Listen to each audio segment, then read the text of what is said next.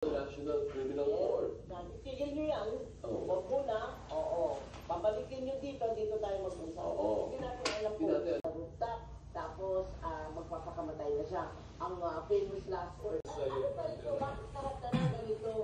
Meron na. May sinabi ba ba? May sinabi ba siya?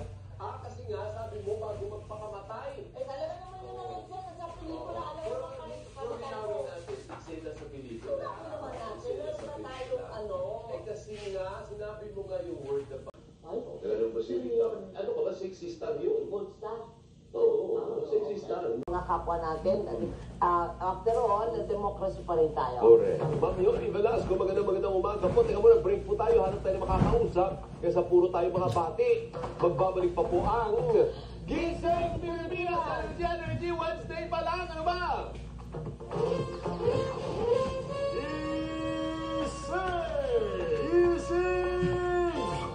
Gising Pilipinas na!